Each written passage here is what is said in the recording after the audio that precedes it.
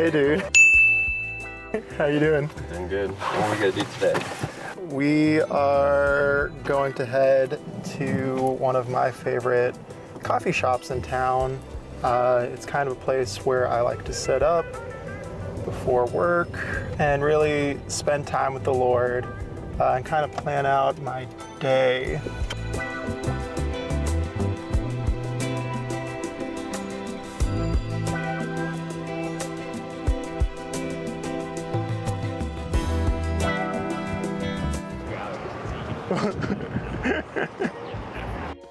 Yeah, so on a normal day, I usually get just the drip because it's the cheapest thing on the menu. Yeah, it's right here. But if there's like if it's like a good day, a fancy day, I really usually will I really like flat whites. So that's what I'll get if it's like, oh, today's gonna be nice, I'm gonna relax and like be fancy about it. That's this guy right here. But all their house drinks are really good as well.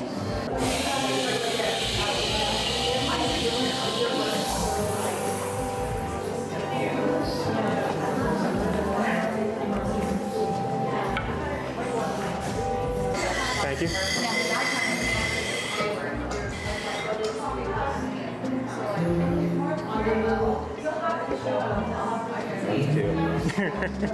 Usually I get a heart.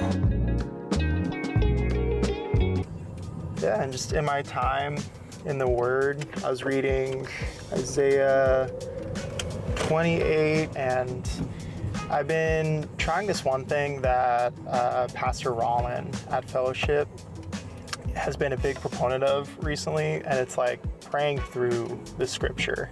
He gave us this one saying from a book that he's been reading that said, like, if I pray from my head, I can pray about 3 minutes. If I pray from my heart, I can pray for 10 minutes. But if I pray from scripture, I can pray the entire day. I think something I really enjoy about my job is like getting to pray for the students here on campus or just getting to pray for people in general. So I think this is also a really cool way to incorporate more scripture because I'm kind of bad at getting in the Word every day. That's something I'm working on, and this is something that encourages me in doing that.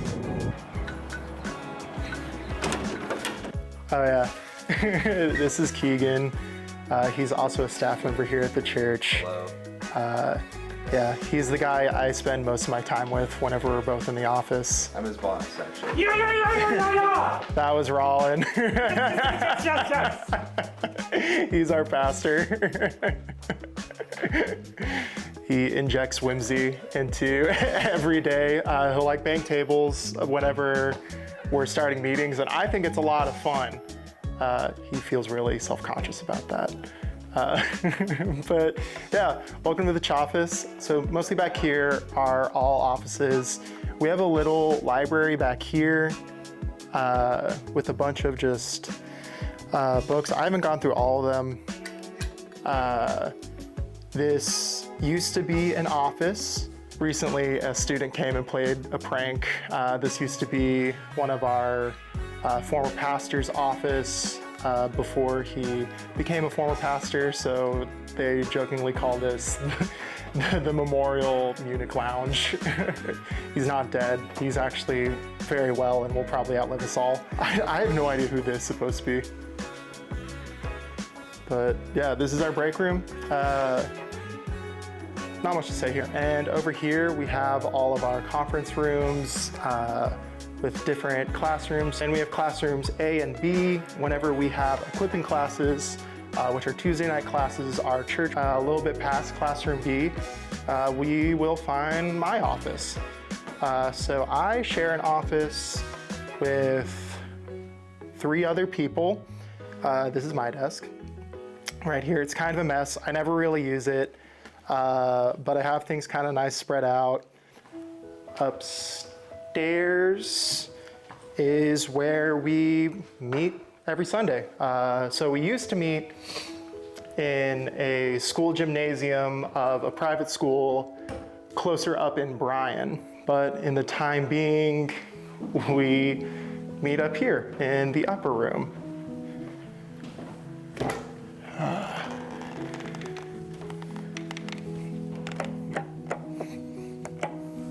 My position here at Fellowship Church is support-based, and I think the biggest challenge is for me whenever I was stepping into my residency here was the thought of like asking people for money. I come from a very like pick up by your own bootstraps kind of family, so like taking that humble position and asking people to partner with you as you work for the gospel and partner with God and spreading His name was definitely a difficult thing for me. But I have honestly found a lot of freedom and a lot of fun in it because I just get to talk to people for a good majority of my job right now.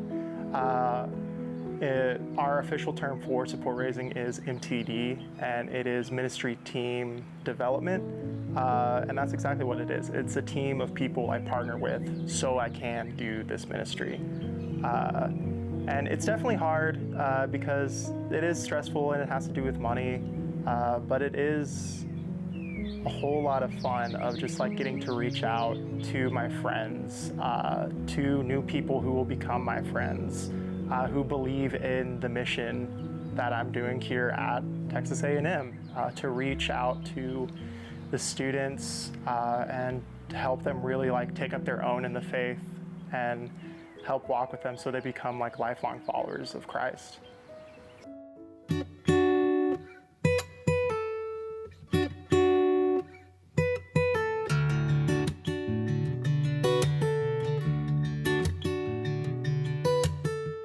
Yeah, so right now I'm going into a time where I just meet up with one of the guys in my small group. It's kind of a time for us to just talk about like what's going on in our lives, how Jesus is moving, and just how we kind of continue our own personal ministry. My name's Luke. Meeting with Caleb, we started last semester. It's been a great opportunity to be grounded in my faith and just catch up throughout the week and like be like, hey, how's it going? How are you doing? Catch up on the small things, but also like, how's your spiritual life going? And it's helped me just really realize the impact that small growth has.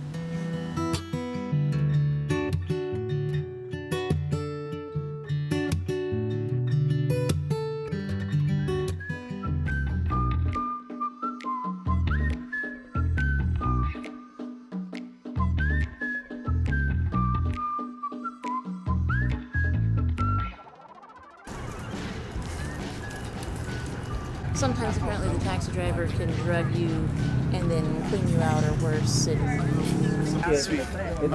Yeah, so what we're doing right now is our weekly outreach time. So we're here every Wednesday afternoon. Have a good day. This week we're passing out drinks to students to kind of give us a chance to sort of like just checking how their day is going and invite them to anything. But other weeks we will be walking out to like share the gospel and just pray for people. Yeah.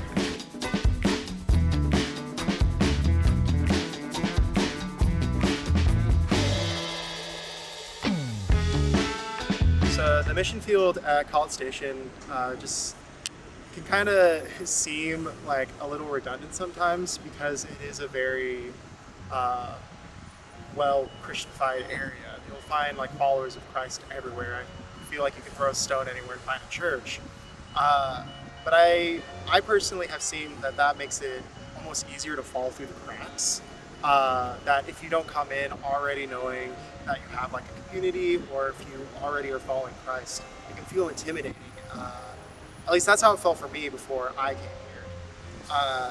So I think that's what really like excites me about just being a missionary here in College Station, is because you find people who like fall through the cracks. I think Fellowship's really good at that. That's why I've decided to work here. Yeah, just really offering like a community to those who don't have one.